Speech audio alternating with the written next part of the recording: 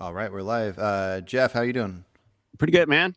Awesome. Do you go by Jeff or Jeffrey? Jeffrey. Oh, Jeffrey. Okay. My bad. I'll take No, back the no, no Jeff I biggie. said. Jeffrey. Okay, so you were just telling me a second ago, but go ahead and repeat it here. When did you first go vegan, and then not vegan again, and then back to vegan? Yeah, so I was raised McDougal vegetarian. Luckily, my mom was pretty hip to the stuff back in the day. And so in the early 90s, I was already vegetarian, and I found this movement called the vegan straight edge movement, which was mostly like centered around music and activism. But I became vegan at that point. I think I was 15 or 16. And so I was a very militant, very hardline, hardcore vegan for several years until I moved to Los Angeles, where I got caught up doing all the LA stuff and partying and drinking and stuff. So I'd sold out being vegan straight edge and basically ate the standard American diet for about 10 years. As well, just, not really taking very good care of myself. And I was in a band and I was doing stuff like that. So I eventually, I'm a activist through and through. So when I was doing the band, I eventually got bored of it because it wasn't really turning out to do anything good for the greater good of the earth at all. So I left the band. And I took the money and I started a vegetable oil biodiesel company where I was converting cars to run off vegetable oil and biodiesel and stuff. So I left kind of that whole scene. And then recently, and so during that time, I was doing the standard American diet. Then after I stopped partying in Hollywood, I started, taking better care of myself again. So I did the keto diet. The keto carnivore thing was really big, and I did that for a couple years, and then just went back to being vegan again because it just wasn't working out for me and my body. And I knew I had always had vegan guilt from growing up vegetarian and vegan. So it was kind of easy to step back into it for me once, I got to a point of just really wanting to take care of myself more. Yeah. Well, that was So going I to be my did. next question. I was going to ask you. So when you weren't vegan, did you feel like kind of philosophically vegan this whole time? Like you were thinking this was horrible to do, but you just like enjoyed the Yeah. taste? Gotcha. It Okay. was still in the back of my head. I remember I had a friend who was vegan and I used to kind of give her crap. And then I once I went vegan again, it was funny because I told her and she was like, "You dick." Like, but, Gotcha. but yeah, I feel like I knew I would go back to being vegan again, like I'm not really like, I always felt the vegan guilt. I always felt like I was doing something wrong, and I always felt like it was temporary, at least, once I started, taking care of myself again. But yeah, so then I've been doing a lot of, I do a lot of videos. I do a lot of debates, with anti-vegans, mostly like the more irrational, like carnivore dieters and keto, that are just like, don't eat vegetables. And, like the more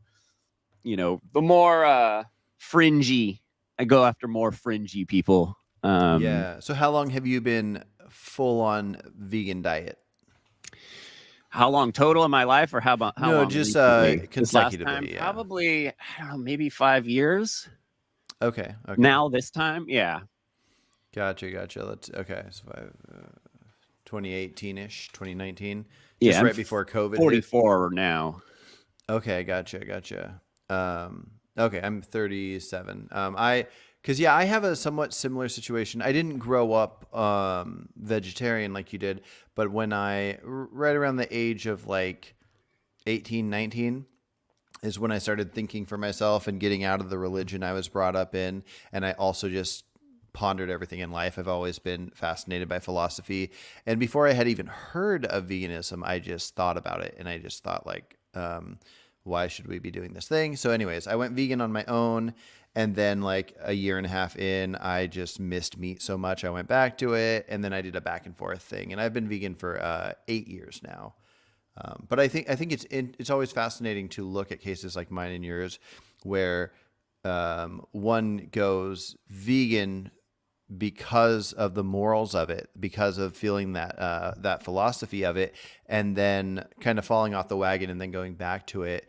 It's just such an interesting thing to think about when you talk to people about veganism and like maybe do like street activism, keeping in mind that you know what it's like not only to have been not vegan, but to have to have felt it, but then not followed how you felt. I think a lot of vegans that, especially newer vegans that go vegan instantly when they see a video or something, they think that anytime anybody sees a video or hears the message, if they don't go vegan instantly, they're horrible people because they personally haven't experienced like the falling off the wagon type thing. Yeah. Yeah. So I just find that interesting. Yeah. Yeah. These definitely. It's been what was it, like 2016? There was like a bunch of documentaries that came out, and there was like a big wave of new vegans. Mm-hmm. Dominion, I think, was the big one. Was that it? And then, well, Dominion's the one that now everybody. Oh yeah. There's What the Health, and then the cow, Seaspiracy and Cowspiracy. Cowspiracy, yeah. Yeah. There was a bunch of those, but I think Dominion's the one that kind of replaced Earthlings in being the one that it's all just factory farm footage, and it's one of those ideas of if you watch this, then there's no going back. Game Changers too was, I think that was kind of a big one also. Yeah, I just watched that one for the first time like 2 weeks ago actually, but yeah. It's a little it's been fun watching like there's been a bunch of debates because of that. I think Joe Rogan had the producer of Game Changers on with some carnivore diet guy, and they debated. That was pretty interesting. I had heard that got removed, actually. I wanted to watch that. It's out there. Oh, is it? Okay. Yeah, Avi's got a whole, him and someone else reviewed it. It's really, really good. But dude, the Avi actually, I think, Dr. Avi helped the producer go on there and have all those badass arguments. Okay. But it's awesome. A good one. Yeah, so yeah. So there a big wave, and then it's been like kind of tapering down over the years, obviously, because a lot of people, are fad dieters, and then veganism isn't the most simple diet to have as far as getting enough intake. A lot of people go vegan and they automatically start eating at a deficit because they just don't eat enough. And you have to eat a lot when you're vegan. Me and my fiance are we're endurance cyclists, so it's like we're constantly testing our bodies, and if one day we don't eat right, the next day we go riding, we totally feel like crap and our mileage suffers. So trying to go out and ride 130 miles in a day, you got to eat a lot of food. And 130 miles in a day. Wow. Yeah, that's a long day for us. Or that's a race. Yeah, usually cool. We'll do races that are that long. But we'd also do bike packing where we ride bikes like really far with backpacking gear and like camping out. So it'll go on like multiple day. We went across Texas, which was pretty crazy. There was a lot of roadkill in Texas. Oh, gotcha. Yeah, so obviously trying to do endurance sports while vegan, you really get in tune with how everything works. And, like we're super carb based. Carbs are awesome. And, and so, but yeah, so when a lot of people go vegan or they go vegan for health reasons or for animal reasons, it's like, you see a lot of people drop off because it's not very easy to eat enough as a vegan and to get enough food, because people tend to deficit eat, and that's when you get the people that go back to eating meat and trash the vegan diet, when they failed at something, and they failed at a fad diet, or I mean they're fad dieters that didn't really take it serious. Gotcha. Well, what do That's where you you get. what do Go you ahead. think is holding back the movement the most? Like, if you could get vegans to do a certain thing, to have a certain approach or something, what do you think would the best approach to making veganism snowball in a better way? Probably getting more people out. I mean, I don't know if, obviously, like people like Earthling Ed and like the really cool, positive vegans that are becoming huge influencers. We obviously need more people like him. Mm-hmm. It's kind of tough because I feel like vegans, I mean, I know it's a generalization, but we're pretty good activists as far as being active Mm-hmm. and spreading the message. So I'm not sure exactly what I would change about vegans. And then these days, man, after going through all that stuff, with going through those debates with Garland, after the second debate, I had the whole European vegan movement reach out to me, Mm. and I met all these new people, and it was just really inspiring to see, how just the vegans are kicking ass right now. Like, we're doing Mm-hmm. really well as far as content, and as far as having these debates with these guys, and getting them down to the brass tacks, and being like, look, like, most of this stuff you guys are saying is absolutely untrue. Like, that's where it was with Garland. Man, that dude.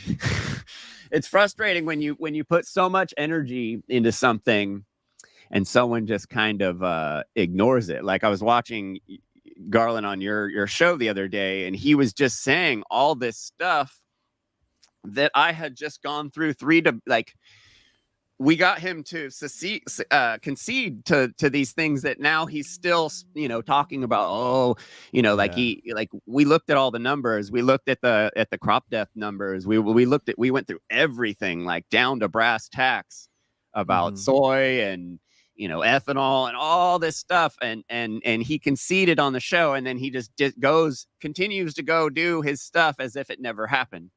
So Gotcha. it's a little, it's been like I could only watch him on your show for a couple of minutes the other day, because I was just Right. like, I can't take it. Well, Like, I think one thing that's interesting, there's so many different angles you can take a topic, but one thing that's interesting about the idea of, let's say we take soy. If his argument is that soy causes more harm for what it does for the vegan menu than for what it does for animals, then it can't be that it would make anything wrong about veganism. It would just mean that if it were true, then vegans should consume less soy or something. That, I mean, like that's all it would mean if it were true. Now, if it weren't true, then it just isn't true, which is, I'm guessing, what you proved wrong about Garland. But even if he's right, all he's referring to is this thing that takes place, that all you'd have to do is to not do it.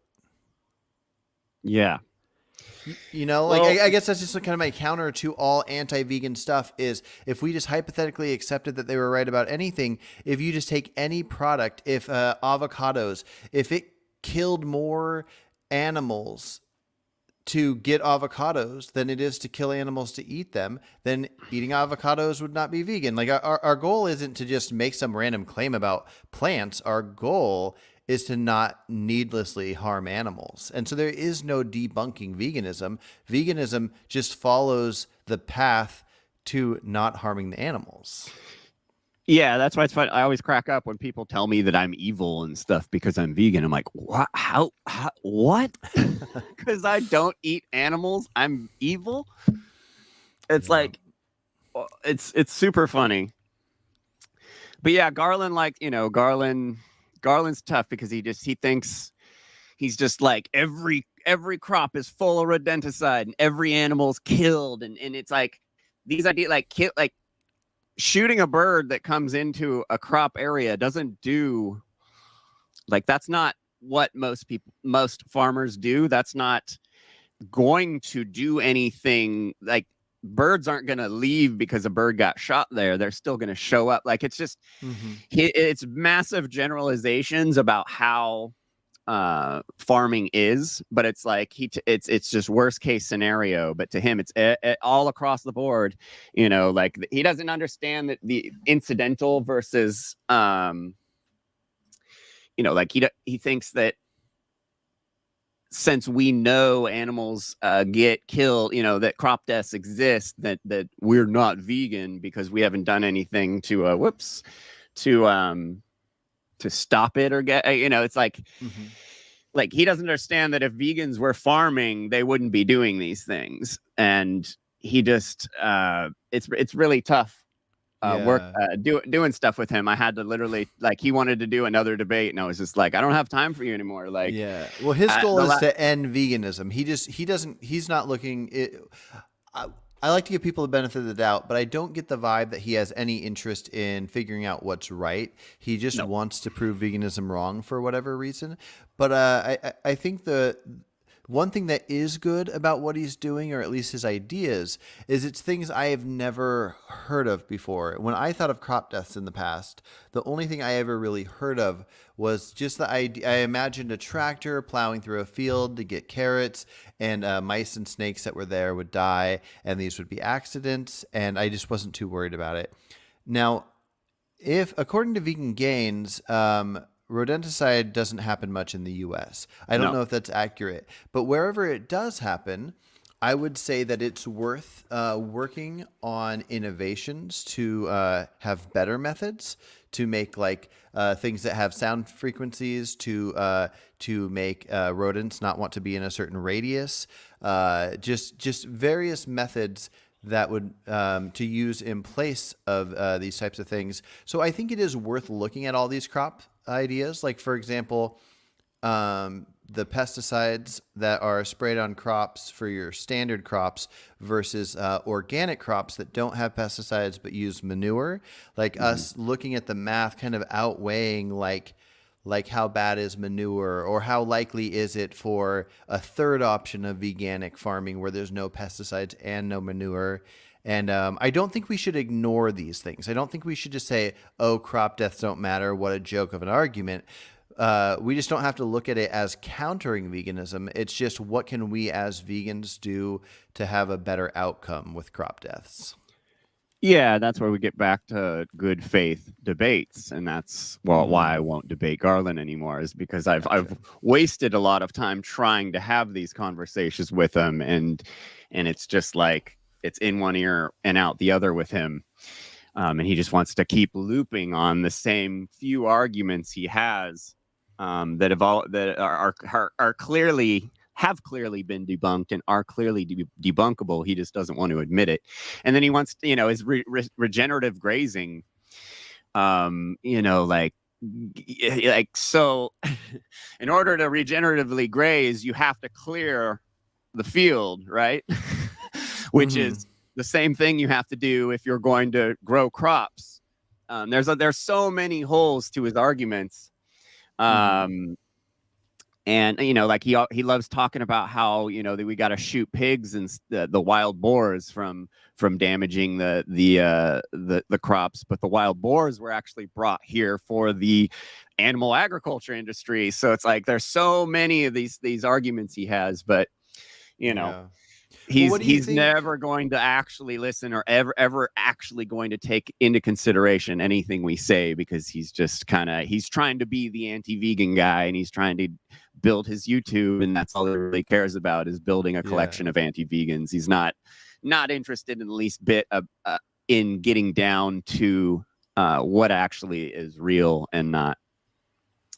Which is a bummer, because I really want to have these discussions in good faith, but it's just like I can't quite figure him out. In a lot of ways, I kind of like him. In other ways, he seems to be I can't quite get a read on him.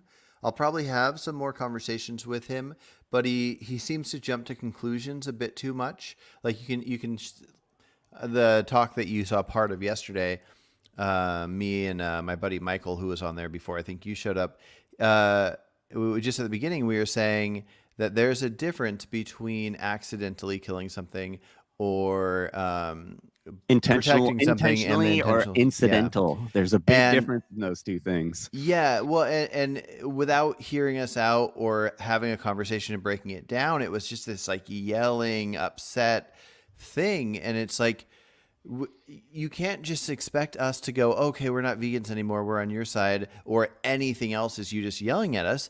Let's have a relaxed conversation. And that's what kind of bums me out. I don't know if he's quite capable of it, but we'll see. I'll have a few more from him, because if he has something worth sharing, I'm always up for hearing it. So it would have come out by now if he did, because he does a lot of content. So it's like, it's pretty funny. Yep. Okay, so let's. I am curious. In a perfect world, well, I mean, I don't know how perfect, but somewhat more perfect. If there were a case where you had these wild boar that were coming up to a field, what do you think the best way to handle it would be? I mean, I as not a farmer, don't necessarily have all the answers to those questions. I mean, obviously fencing, would help quite a bit. Mm-hmm. But do you think that if we ended factory farming and humans didn't kill any animals, that it would still be reasonable for somebody to have the right to shoot an animal that came onto their property like that? Or would you have to call up like an animal reserve place to have them come and get it? What do you think? The necessity to shoot an animal is ridiculous, because most animals are scared of humans, and you could very easily scare them away. And scaring them away is actually easier to do than buying a gun, buying ammunition, and shooting them.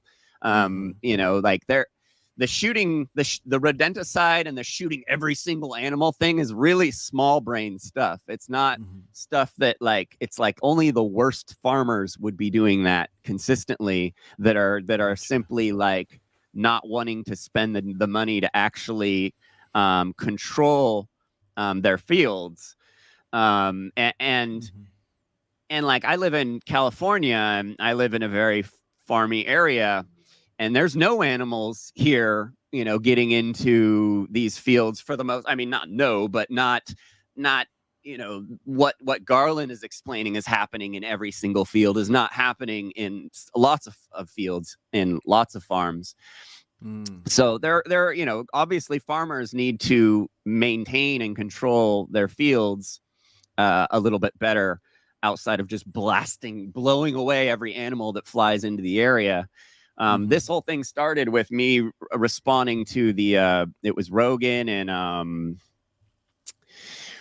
and Uncle, what's his name?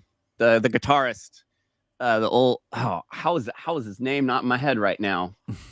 Goofy bow hunter guitarist guy. Someone in the chat help me. Ted? Anyway, it was Ted Nugent? Is that Ted Nugent. Okay. So Uncle Ted Nugent was saying that he's like, literally every bird, every rabbit, every mouse needs to get shot. That goes, and it's just, that's not realistic. Like, that's not, for one, if you have enough time to be out patrolling, this much, that you're going to be catching all these animals and shooting them, you could simply be scaring them away, killing the animal. Like I said earlier, most animals don't understand, when like, sure, an animal gets killed, gets shot, they're going to be, the other animals are going to run away for a little bit, but they're going to come back. It's just not, it's not like smart, and it's not efficient, and it's not really how things are done these days. There are many, many, many, many ways to deter animals from, going into fields and farms and stuff. And it's just killing everything. Like, it's kind of crazy to take that, position. Just, I'm just going to kill every single thing that comes in here. Mm-hmm. It's super wild. And then even, with the whole preparing the fields, like that honestly happens once every crop cycle. And animals are scared of loud machines and stuff, and they'll run away. It's not as simple as what Garland explains is happening in every single farm. That there's just this like a holocaust happening in every farm, and that people are employed to go out there and shoot these animals. And it's like, no, those are hunters. They'd be hunting whether or not there's a field there or not. There's so many logical responses to Garland's statements he likes looping on month after month after month. But No, I think it'd be interesting to find out which methods are allowed or not allowed in like certain states and various different farms. It'd be interesting to see. What are your thoughts? Do you personally eat organic or not organic when it comes to produce? I do. Yeah, I don't. At that point, I'm not like, obviously if I had easy access to other things, I would prefer. But at that point, I'm not really worried about the content of the compost or whatever, at that point. And there's another argument for Garland is in the California, there's tons of vegetable companies doing hydroponic now. And I know obviously that becomes like a environmental problem because there's a lot of electricity being used, but in these hydroponic farms, there are no animals being killed. What's hydroponic? I don't know. Is indoor, not grown in the ground, like aquaponic. It's they're growing crops indoors under lights. Oh, okay, gotcha. And of course, you had to bulldoze the field to put the building there. But there are just so many responses to Garland, and he'll never take any of them into consideration because he just wants to believe his arguments because he doesn't have that many. Do you know if there are studies that test the nutrient of produce that are grown this way versus like having the sun?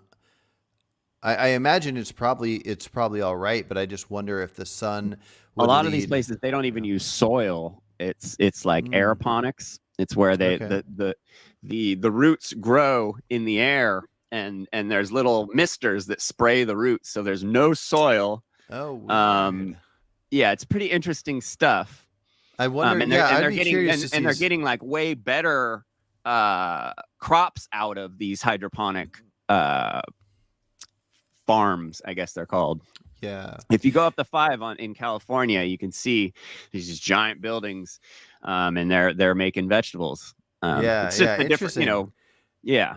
I think they're going to perfect this kind of thing. The future definitely will include no killing of animals and everything being perfected. It's kind of a interesting thing being like one of the guinea pigs. Like we are at a time where less than 100 years ago, veganism was kind of invented, and all of these ideas of growing things vertically, growing things in buildings, is just so new. I'll be curious to see how the studies pan out because I mean I feel like I'll definitely always be vegan for moral reasons, but I also care much more about my health than pretty much any other human or animal. And so I'm always curious to see what the studies say. I imagine that produce has to grow in dirt for the nutrients the dirt has. So I'm curious to do some research to see like what they do to make the crop grow right. That's interesting.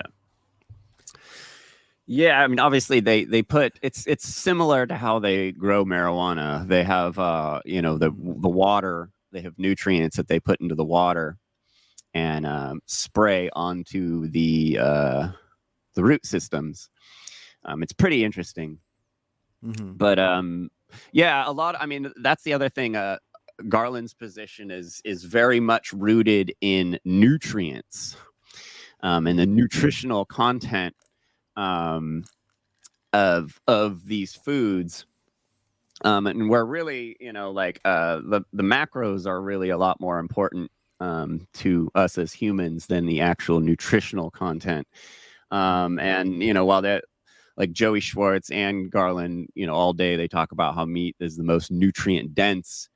Nutrient dense doesn't mean necessarily nutritious for humans or bioavailable for humans or absorbable for humans. So they're trying to say that there's no way we could ever be healthy eating vegetables because vegetables don't have as much nutrient in them.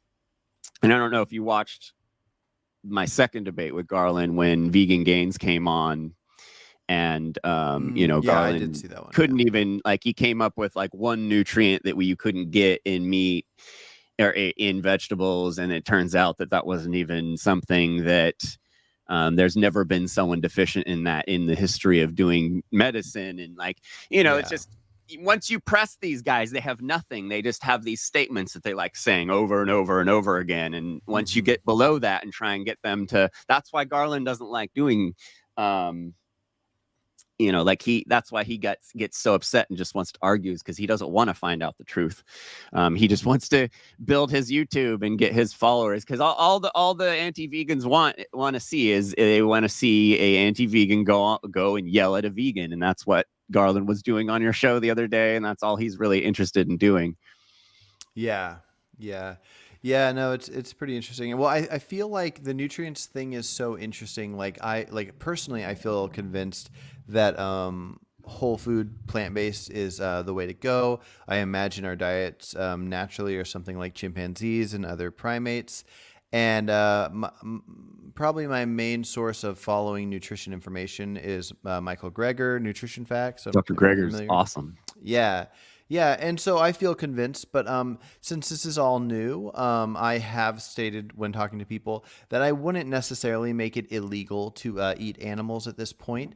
I just want to hopefully convince people that they can be healthy being vegan.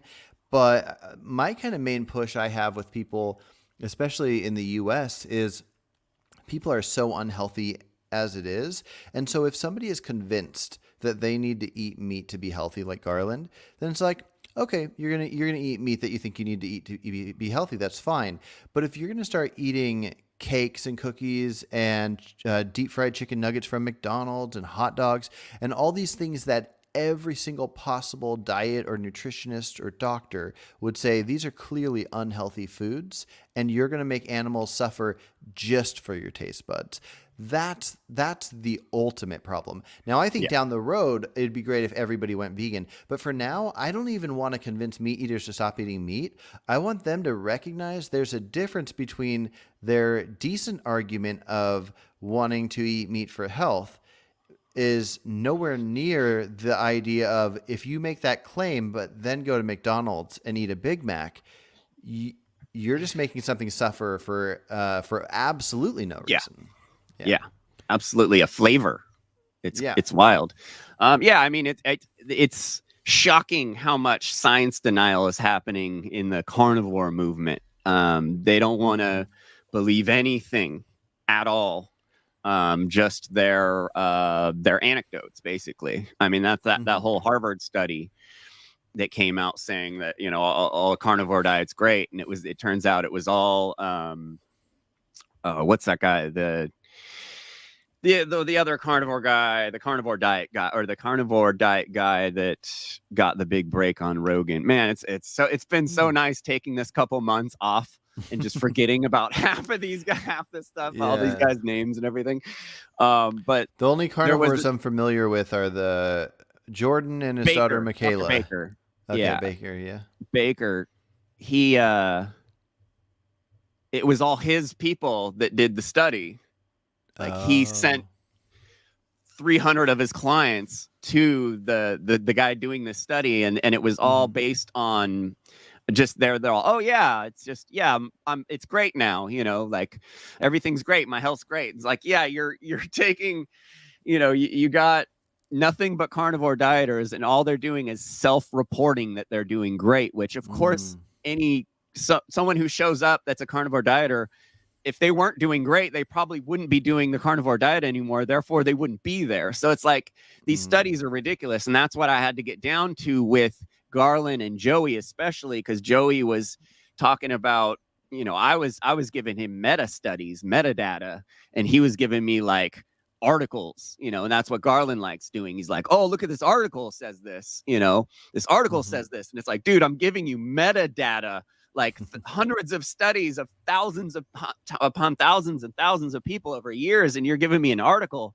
it's like, these dudes are really out of touch and they don't have anything to back up anything but their own personal. I mean, you can't just eat meat.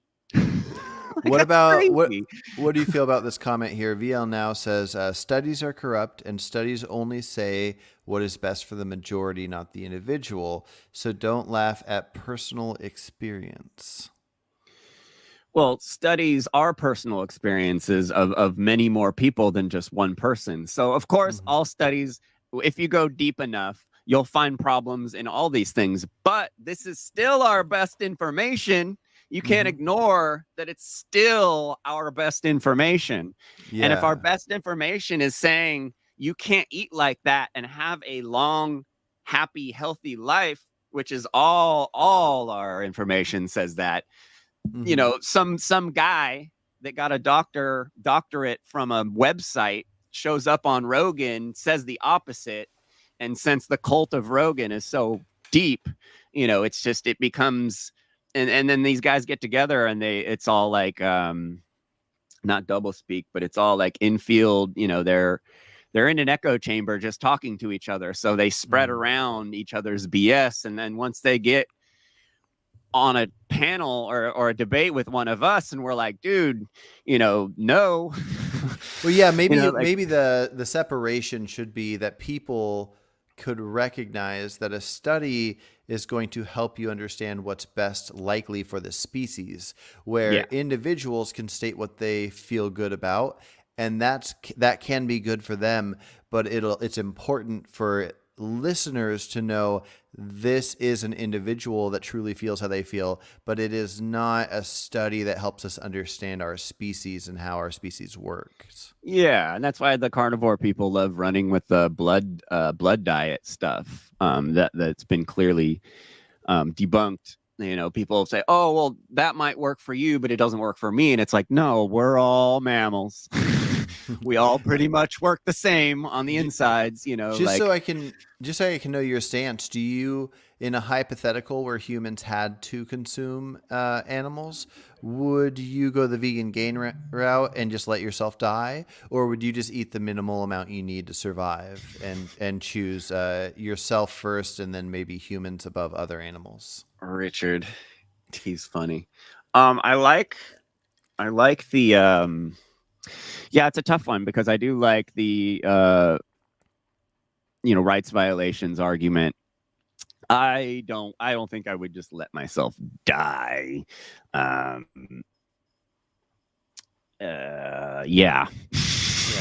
let's say that and I'm glad it's a hypothetical. Yeah. Well, let's say that it turned out that we weren't getting enough B12 from vitamins and it just wasn't working. And to get enough B12 to have your brain not have a likelihood of like having some severe issues, you had to eat like one fish a month. Would you risk letting yourself get something closer to like dementia by not killing one fish a month? Or would you feel like one a month is worth it for your own caring about your health and survival? I would probably look at that as,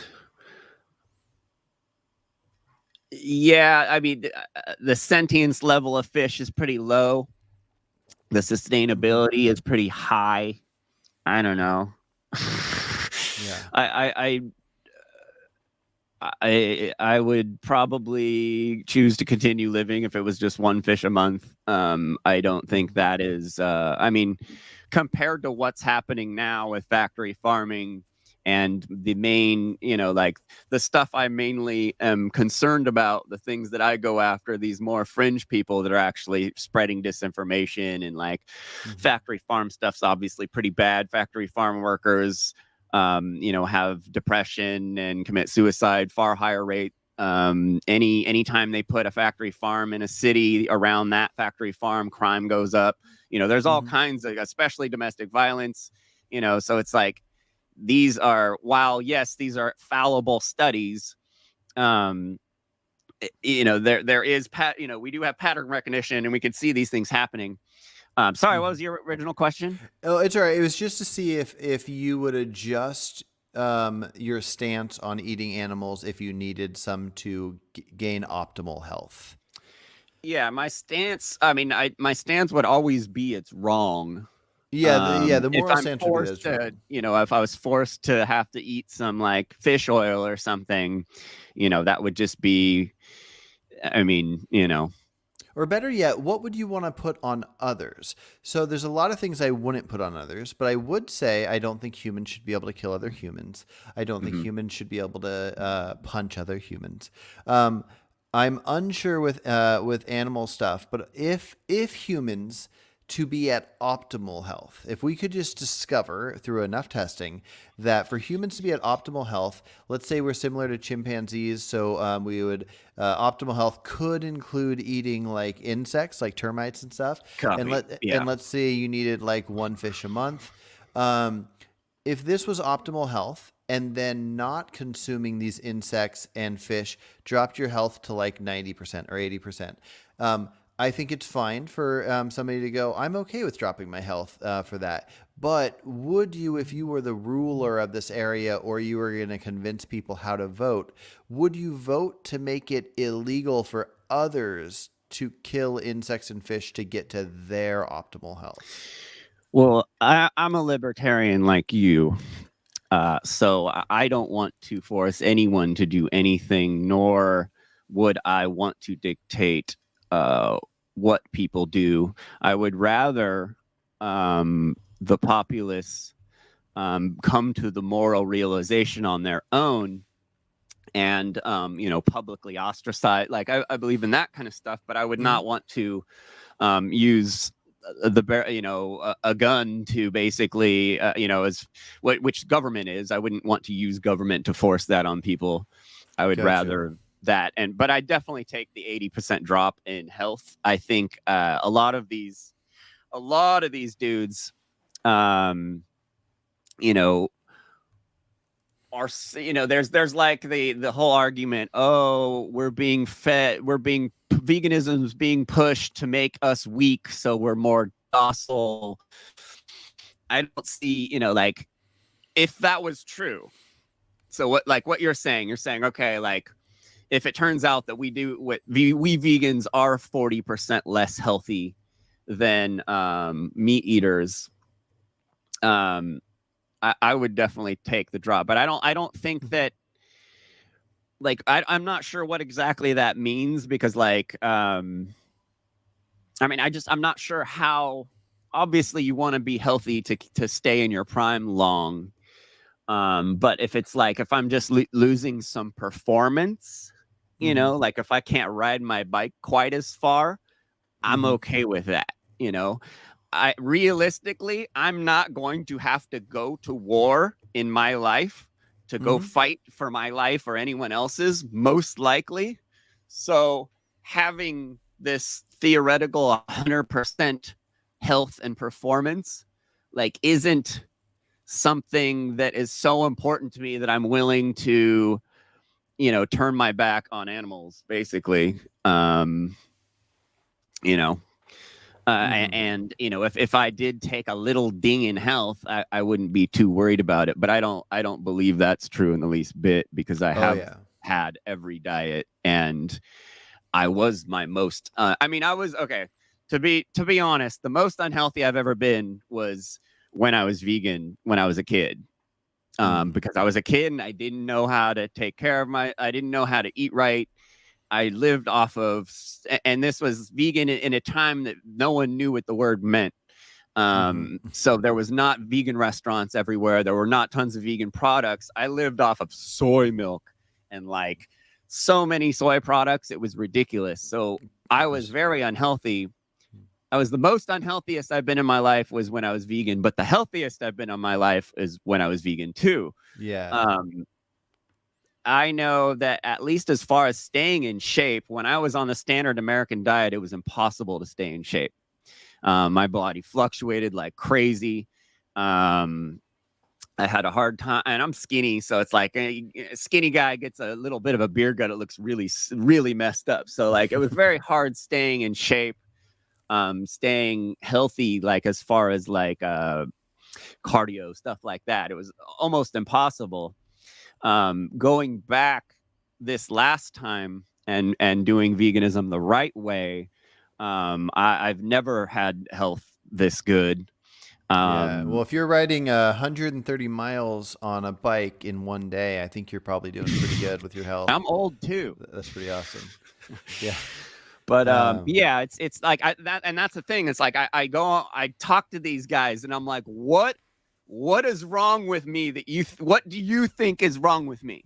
Because I know my capabilities and I see what you are doing in your life. So what if your diet is so much healthier than mine, what is the difference? Tell me the difference, because I'm able to perform on crazy levels. So if and it's like that, none of the it's all these just these statements these guys make, and they have nothing to back it up, because I can beat the pants off of pretty much anyone I know at any athletic type thing right now. Ooh, you should play ping pong against me. You're gonna lose.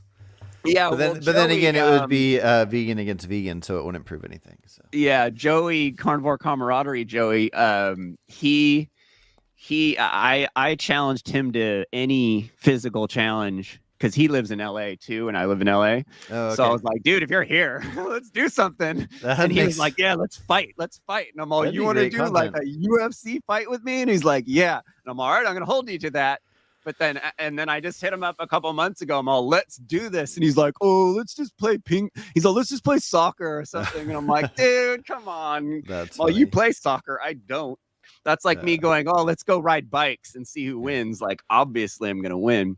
But it's funny. I was so unhealthy when I was a meat eater. I was scrawnier than I am now. All these guys, oh, you look skinny. Nah, dude, when I was skinnier, when I was a scrawnier, unhealthier looking when I was eating meat all the time. And and I've done all these things, these keto guys. Like, I know on keto I had no cardio. You can't have cardio on keto. You need carbs, you need muscle glycogen, like you need this stuff. Are there bodybuilders that do carnivore? Bodybuilders? Or just like I guess they wouldn't necessarily do cardio, but like there's no professional athletes that do endurance that are doing keto or carnivore. You will not find a single high performing keto person in professional sports, but you'll find vegans all throughout professional sports. If you had definitely. If you had what's his name? Dr. Baker. No, Mark Sisson, the paleo diet guy. Mm-hmm. Mark Sisson in his book admits, he's all, you will not have cardio on my diet. You won't. Oh, interesting. It's that goodbye. Like, he even admits it. But then these other guys won't admit it. I got guys telling me all the time they beat me at any race any day of the week. So when they talk about our ancestors, they don't think that they were eating carnivore and like running through the forest to find deer to stab with a spear. They would have to admit that in those days they'd be eating vegetation as well as deer. That was one of the things I got Joey Schwartz on. He likes to talk about how we don't need carbs because we don't need endurance because we ate nothing but slow moving fauna back in the day, right? So I asked him, I was like, all right, how fast did the mastodon, because he kept talking about mastodons, about how fast are mastodons? He's all, they're slow. Turns out they can go up to 32 miles an hour. So wouldn't it be important, you think, to have endurance to be able to chase those elephants? An elephant can only sprint for a little bit. It's got to slow down. It's not like a human. We can breathe harder. We can like keep going. So it's like, these dudes just don't, I'm like, dude, you didn't even know that elephants, these mastodons you talk about all the time run fast. Like, they're fast. You need to be able to go after them for a while. Therefore, you need carbs. And this fat adaptation is a myth. Like, it's wild. Well, you would think as well, like, even though people change over time and can get used to different things, that if humans were designed to like salivate or feel hungry when they see flesh of an animal, that if you were Doesn't hungry happen. enough and you just saw some roadkill or even just a pack of uncooked ground beef or something, you'd go, "Oh, that looks so good." Never, not for 1 second. And Nope. I used to love meat, and Yeah. I used to love to No. eat. I could eat endless amounts of things, and it's weird that we could deal with gross things like cooking meat while seeing the blood and all that, but still, you never for 1 second just look at that and feel like, Nope. "Oh, I'm so hungry." You All these dudes picture what eating it'll the innards, all become. eating the raw meat and the guts, they're like, it doesn't really taste like anything. If we were meant to eat it, wouldn't it taste super good?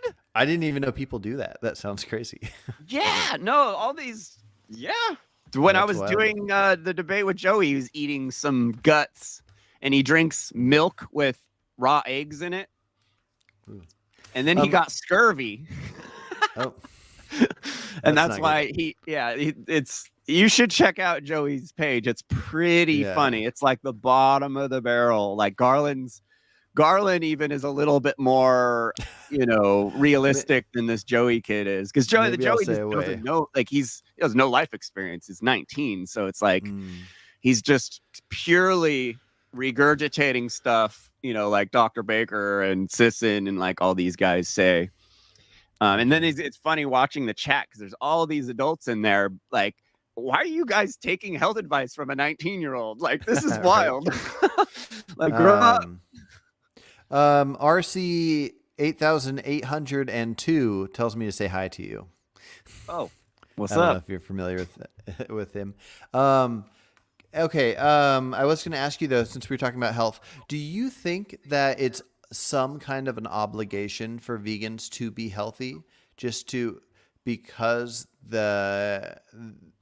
for us to save the animals, to get others to look at it as a healthfully optimal diet, that we should be healthy? Obviously, it would be a better look for the whole movement, and would be better way. I mean, it would be, as far as like promoting veganism, if you're healthy, that definitely helps, because that seems to be the main argument against us, is that it's not healthy. But Yeah. I mean, people aren't obligated to do anything really. It's nice if you're a vegan and you do activist and you are healthy and you are a good representative of us. But I don't, again, I defer back to the libertarian position of being like, people can do whatever they want. And, and meat eaters can eat meat, and they can continue doing this, but they're going to have to deal with me talking about it. Like Gotcha. I'm still going to give my opinion. Yeah. But like with Garland, I did 2 discussions with him before we actually did our first debate, moderated debate. And we had great conversation, and everything was really cool. And I was super excited to do a debate in good faith with a farmer, and then the second we got into the debate and onto the clearly biased Crucible debate show, and he had all his anti-vegans around him, the whole story changed. But everyone's allowed to do whatever they want. But it is nice to have, I mean, I grew up in a time there were no vegans, and people weren't even talking shit about vegans when I was vegan back in the day. So it's been really strange to now. Everyone used to think veganism was really cool. I used to get complimented all the time. Now we're the scourge of the earth. We're worse than flat earthers. Well, we're and like, it's probably as we evil. increase, the people that aren't vegan feel like they don't want to feel like the bad guy, and they think like, oh, these people are saying it's wrong to do this, and I'm doing this, so I need to attack them. We remind them So, yeah. that they're doing something wrong, Yeah. and that's what really upsets them. Is because I think they know in their heads, they get that little tinge of guilt, which tells them that it's wrong. And so that's why, they always talk about us flipping out, like, carnivores are get triggered carnivore dieters or just people, meat eaters, are triggered very easily by vegans. Yeah. while we have to deal with meat eaters all day and aren't running around triggered. Yeah, yeah. Well, I wanted to challenge something you said a second ago about being libertarian and not wanting to force people to do something. So yeah, we're both libertarians. We probably agree on most things with the law, but I would extend it to animals. I wouldn't extend it to the point where I could make a claim that since I don't know enough about the studies, or if we've studied enough, that I'd make it illegal to own, kill, and eat animals. But I would Mhm. say something like, if a owner of a dog stabs its dog for fun, and the dog lives, but it just did this for fun, I would say that should be illegal. I wouldn't want to say that anybody can do whatever they want. I just hope they change. Yeah, that's where it's really weird with the law getting involved in this stuff. Is it's like, okay, so you're not allowed to beat your dog, but you're allowed to raise a cow and then kill it. Um, Yeah. and so, like, how do you explain that? Really? Yeah, well, and their justification will be the eating it, but then you could ask them, so should it be legal to raise a cow, kill it, and just have it lay there and not eat it? And it would probably be too complicated to affect that law. So the law almost has to accept the killing of animals, but maybe the law doesn't have to accept the torture, which is why you have like welfarist ideas of like I think most factory farming should be illegal, where other farming I don't know if it should be. So the cutting out of the teeth and the tails of pigs and cramming them in small cages, I would be perfectly fine with that becoming illegal. And therefore, if you want to have a pig farm, you have to have a certain amount of space per pig, and you can't cut their body parts off while, and that kind of thing. Yeah, well, I prefer to. I'm like an old school guy. Um, I think the big cities are the biggest problem. I think in small communities, the community can regulate the bad acting of bad actors far more. And I would rather than legislate something, because like we all know legislating stuff doesn't do anything. It's illegal to kill, but we still kill. It's illegal to rape, but people still rape. Like, so If it wasn't illegal to kill, legislation, huh? I think there'd be a lot more death if it wasn't. There'd be a lot I less don't murder. believe that at You don't think all. anybody's deterred at Nope. all? I think most No, people, if they could get away I with it, think there's that at least one person they would kill. humanity being inherently bad is one of the biggest, like, it's just not something I believe in. And I think Mm. I don't think that people, like, sure, okay, people might not speed because of laws as often. Hmm. But I don't believe that people don't kill other people simply because there are laws. That I don't believe in the least Interesting. bit. And Hmm. so, um, I would rather see the community deal with factory farms than the government. Because if the community, by voting with their dollar, um, Hmm. you know, that seems a lot better. Or, I mean, obviously, we need a good currency to be able to do that. But that's why government has us so screwed right now. We don't have a currency that's worth anything. And there's so many monopolies and stuff like that. But yeah, I would rather see a community reject a factory farm than some media law that's going to say something that probably won't be enforced very well.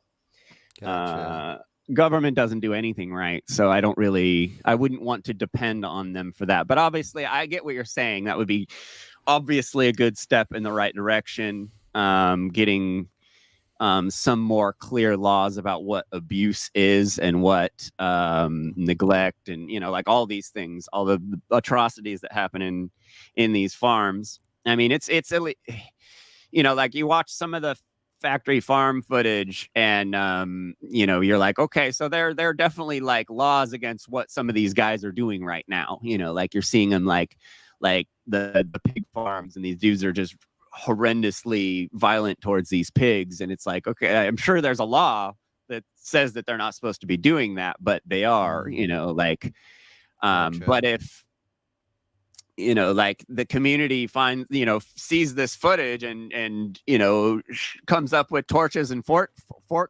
pitchforks, and they're like, you guys can't do this anymore. Like, I would rather see the community deal with things. And that's how I would rather see the community deal with bad actors also that aren't involved in factory farming, but any kind of real criminals.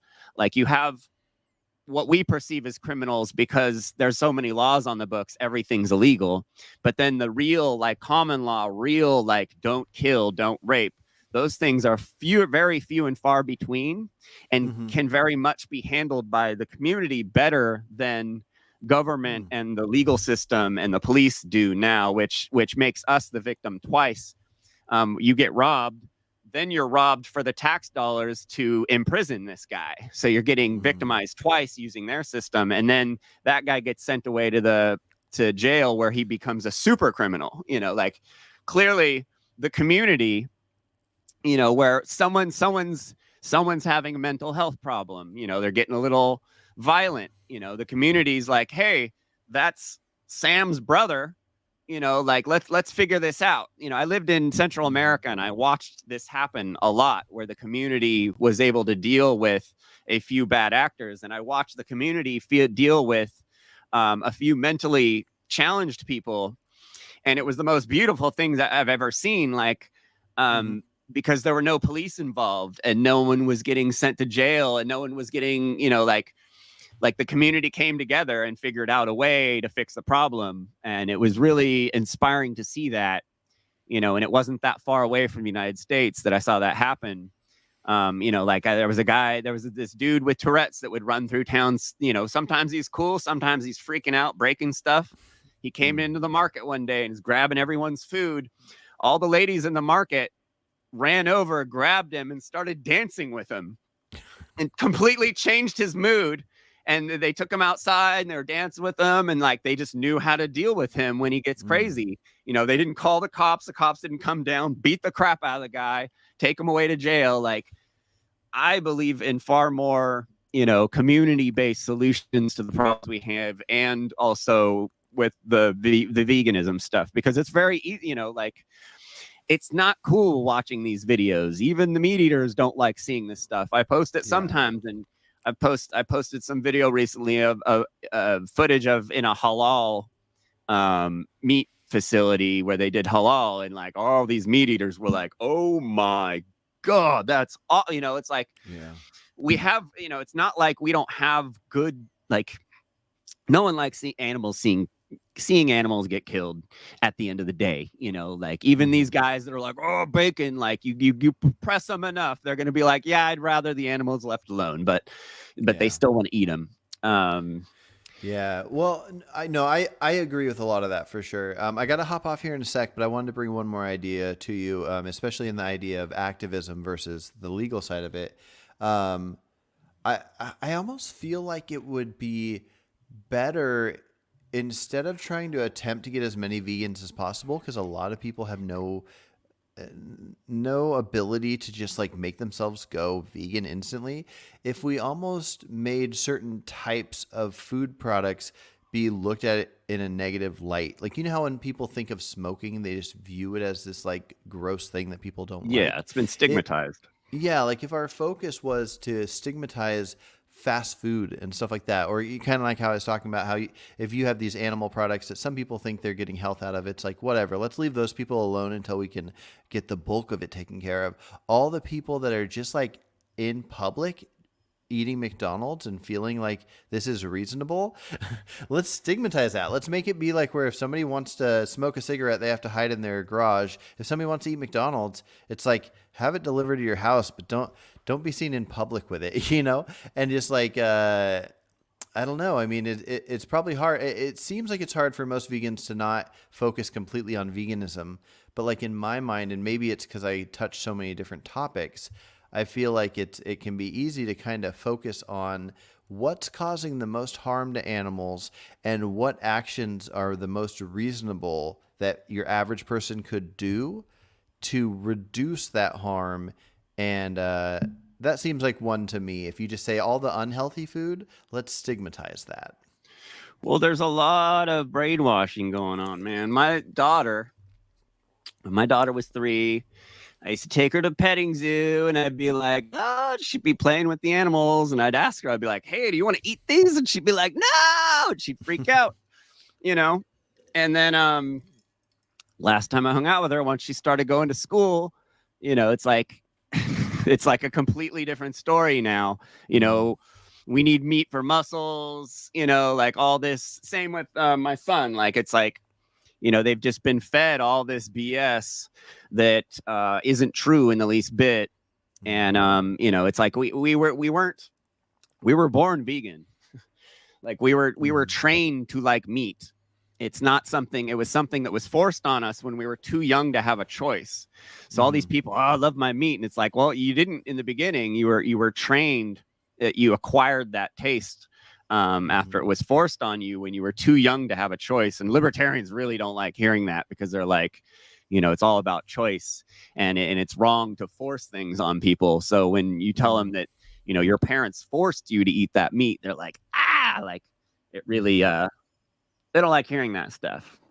Yeah. But yeah, there's a lot of, I mean, that's what's funny when these dudes are saying that veganism's, getting shoved down our throats. I'm like, go to the supermarket, man. Like it's 2% vegan. The rest is all, for the most part, I mean, not all the vegetables, but there's dairy and meat and almost everything. Like it's wild to hear what these guys are saying. Oh man. Well, any final thoughts? I probably got to hop off here. Cool, man. Well, cool chatting with you. Hold on real quick. Do it again whenever. Cliff Grant, I don't know if you're familiar with him. He's, I believe in the UK, he's a vegan activist. He says, what's causing the most harm to animals is people funding animal agriculture. The best way to solve the problem is to advocate in a way that people understand and get them to be vegan. Yeah, I agree, except the complicated thing is if you advocate to people and they don't want to become vegan, the problem is I feel like most vegans stop there. I think they tell people, like if you watch something like Earthling Ed, he will push as far as he can. He'll do it really nicely. He's great. And at the end of the conversation, the person leaves. And it's just this attempt to get somebody to be vegan, which is great. I just feel like, and maybe this is just in my old age, almost 40 now, I used to be on that side of like being tough with it all and just like vegan or nothing.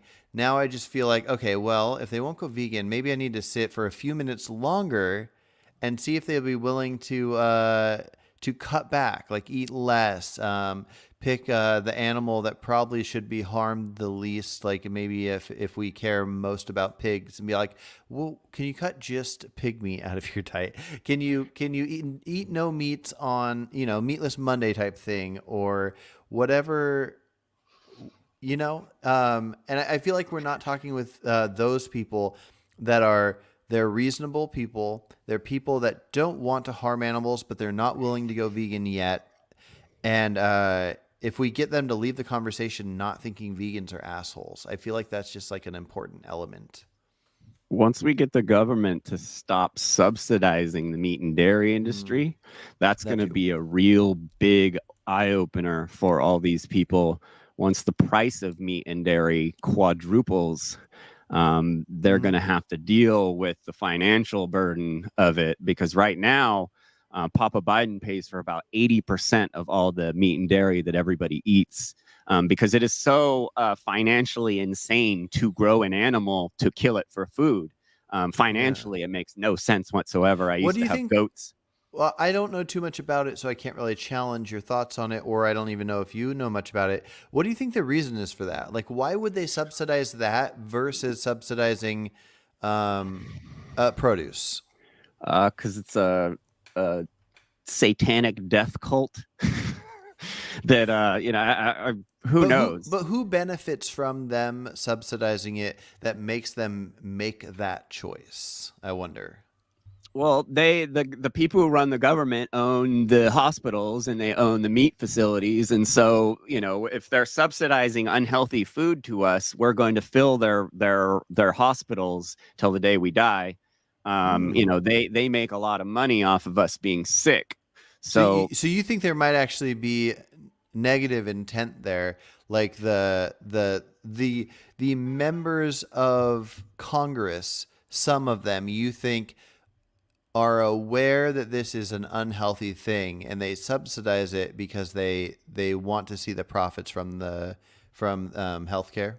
absolutely, if you follow the money, it all ends Interesting. up in the same places.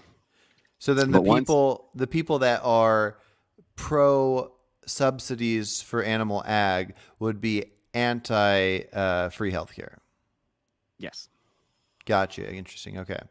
yeah. Um, I don't like. I'm fascinated by politics, but I by no means am anywhere near an expert. So I couldn't even begin to tell you anything on this topic. But it's interesting to hear different ideas. Interesting. Yeah. Yeah, if the subsidies were gone, people would be eating meat once a week, maybe. Yeah. Yeah. It Yeah. would immediately be something just for the elites, and there aren't that many elites around. I wonder if people would hunt more. Well, that might happen, but But I think that costs that a bit of money too, though. there's too many people and not enough animals to be hunted, unfortunately. True, true. Yeah, well, and in the same sense that when people see dead animals, they don't feel hungry. People also don't feel hungry when they hear about the meat of animals they're not used to. It's kind of like if they got Yeah. offered the milk of a pig Bear, or something, alligator, or and something. yeah, So, yeah, yeah. Right? Yeah, it just comes down to how normalized it is, yep. and we That's why kind they of have don't to eat dogs figure and out. cats. Yep. It's just tradition. Yeah. And that's Yeah. all meat eating is a weird, creepy, satanic tradition that needs to be dropped Yeah, because and it's it's not necessary. in a weird sense, it's not their fault. It's just part of how the human brain works. And some people, they're just following their tribe and doing what they've been raised to do. But in another sense, it is their fault because they can reason, they can think it through, they can override their intuitions, and hopefully they will. One last topic I do want to bring up because Cliff brought it up here, and I get this so often, but he says animals are not it. And that just irritates the hell out of me because, I mean, we use words so we can communicate with each other. Things have their meanings, and I get it. I get the idea of wanting to I don't know, to view the word it in a negative light. I personally, I don't know about you, but I use it for animals. I use it for babies. I use it for various different things. The other day I was talking about Is it like comedic value? no, I just like I was talking about it for Calling babies it is pretty funny. what's that? Oh, calling babies. Calling a Yeah. baby it is pretty funny. It's just what naturally comes to me. I think it's if I Huh. haven't communicated, if I can't communicate with something, I call it an it. Because I was referring to something involving like a corpse of a body the other day, like a human corpse. And I think I referred to it as it. And that's because I can't communicate with the corpse. I can't communicate with babies, and I can't communicate with animals. And then anything I can communicate with, if I don't know the gender, I'll say they. And if I can't communicate, I use it. And that might not make any sense. Anyways, do you get offended when you hear people use terms like that? I try my hardest not to get offended ever. Getting Cool. Yeah, me offended is too. a sign of weakness, in my opinion. Gotcha.